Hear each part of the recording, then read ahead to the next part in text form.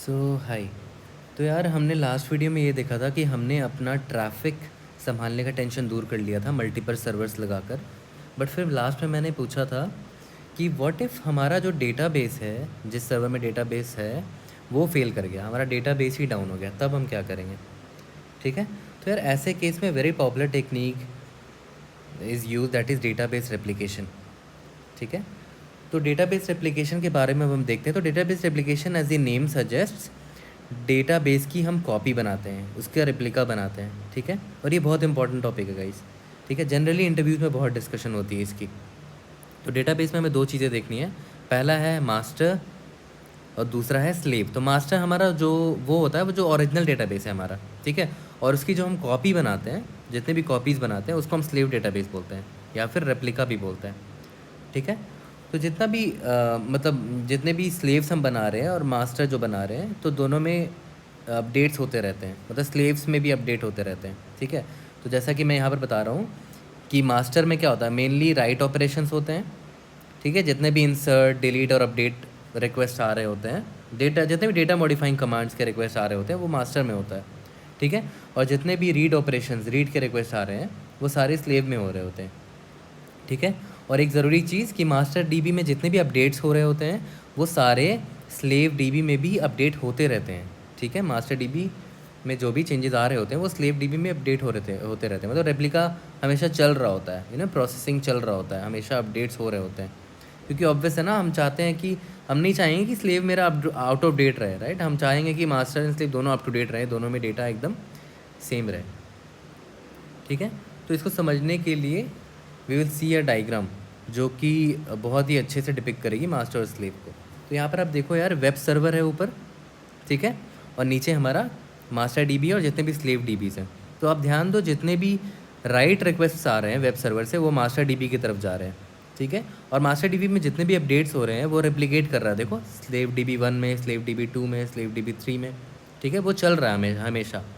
ठीक है। और जितने भी रीड रिक्वेस्ट आ रहे हैं, वो सारे आपके स्लेव्स में जा रहे हैं। देखो ध्यान से, राइट साइड में slave dB 1, slave dB 2, slave dB 3। तो देख कर ही पता चल रहा है यार कि पैरेलली आप बांट सकते हो सारे रीड रिक्वेस्ट को, है ना।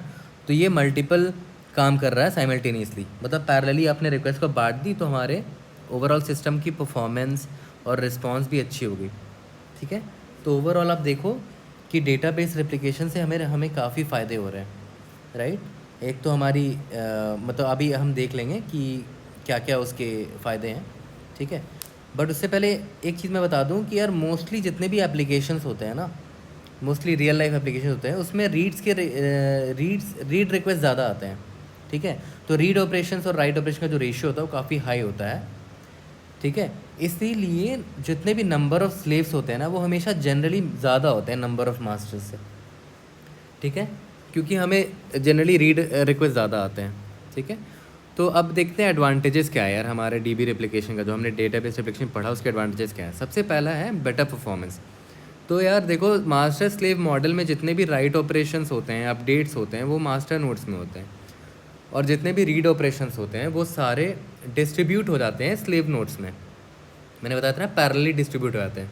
तो दिस मॉडल इम्प्रूव्स परफॉर्मेंस। क्यों?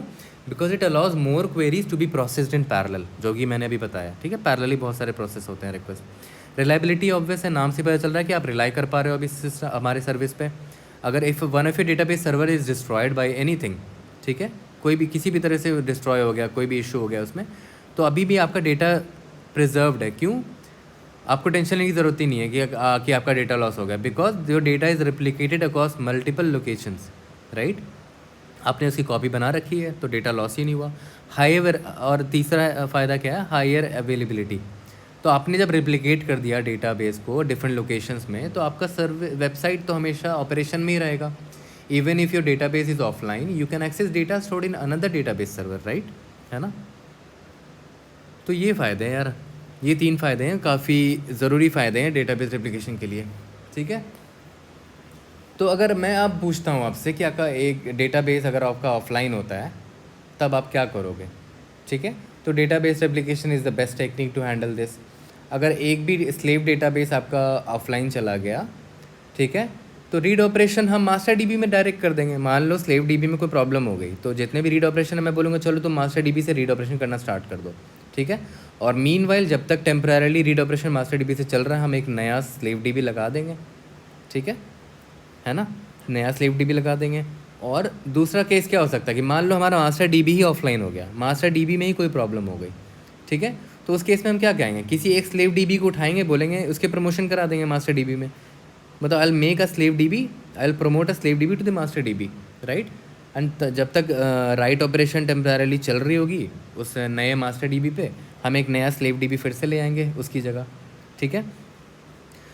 तो अब क्या होता है ना, जो रियल लाइफ सिस्टम्स होते हैं, जो रियल लाइफ प्रोडक्शन सिस्टम्स होते हैं, उसमें promoting a new master is very complicated. मतलब एक नया मास्टर आप लेकर आ रहे हो ना, जो प्रमोट कर रहे हो स्लेव को नए मास्टर में, वो काफ़ी कॉम्प्लिकेटेड होता है, क्योंकि there can be a case की स्लेव डीबी में मतलब डेटा अप टू डेट ना हो, राइट। मतलब there can be many other scenarios.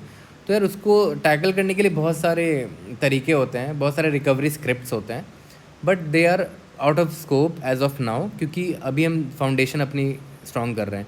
धीरे धीरे आगे जाके भी हम सीखेंगे फर्दर। तो यार अब हम देखते हैं कि अब ओवरऑल हमारा सिस्टम कैसा दिख रहा है। We have improved a lot. Let's see, start से देखते हैं। यूज़र ने डीएनएस से लोड बैलेंसर की आईपी एड्रेस निकाली, उस आईपी एड्रेस से the user connects to the load balancer, then the HTTP request is routed to इधर सर्वर 1 और सर्वर 2, ठीक है।